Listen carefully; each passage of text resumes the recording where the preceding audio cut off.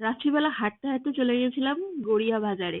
আমরা কিন্তু গড়িয়া বাজারে হেঁটে হেঁটেই যাই, তো গিয়ে মাছ দেখছিলাম। তো এটা ওটা মাছ দেখার পর পাবদা মাছ নেবো বলে ঠিক করা হয়। তো এখানে অনেকগুলো মাছই আছে, বাট আমি এখান থেকে অল্প কিছু রান্না আর বাকিটা রেখে দিচ্ছি, আরো একদিন হয়ে যাবে। তারপর এই তো মাছগুলোর গায়ে হলুদ করছিলাম, ঠিক আমার যেভাবে গায়ে হলুদ হয়েছিল। আর এই বুড়ো আঙুলটা বারবার কেন দেখাচ্ছি জানো? না, তোমাদেরকে দেখাচ্ছি না, আঙুলটা কিভাবে গোতা খেয়েছি, ব্যথা করছে। আর ওই যতই বলো গায়ে হলুদ হওয়ার পর মানুষের জীবন চেঞ্জ হয়ে যায়।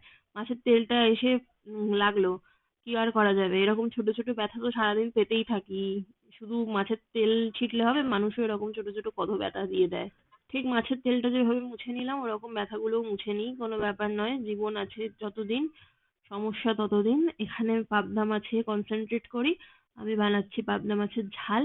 রাত 1:30টার সময় মনে পড়েছে যে পাবদা মাছের কি রেসিপি করা যায়। সর্ষে পোস্ত করবো ভেবেছিলাম, তারপর ভাবলাম না, ঝাল করি, কোনো আরেকদিন করা যাবে। আর এখন যাচ্ছি আমার বরকে সেবা দিতে। বেচারা তো সারাক্ষণ বাড়িতেই থাকে না, যেটুকুনি টাইম থাকে সেবা দিই। এদিকে দেখাচ্ছে মানালিতে স্নোফল হচ্ছে, আমি যখন বলেছিলাম তখন বিশ্বাস করেনি। গরিবের কথা বাসি হলে খাঁটি হয়। আর এই যে তুতলি বুড়ি এসছে মাথা দিয়ে এখানে দরজা খুলছে।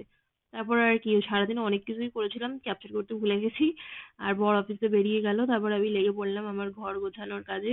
দিন দিন এত পিটপিটানি হয়ে যাচ্ছে আমার, কি বলবো। খালি মনে হয় এদিকে ধুলো ওদিকে ধুলো, ধুলো ঝাড়তে ঝাড়তেই জীবনটা, কি বলবো আর কি হচ্ছে কে জানে। ঘর গোছাতে ভালোই লাগে, ঘর দর এলোমেলো থাকলে আমার মাথা প্রচন্ড খারাপ হয়ে যায়। তো তারপর আর কি অনেক কিছুই করেছিলাম, বিকেল বেলা গেছিলাম সানসেট দেখতে।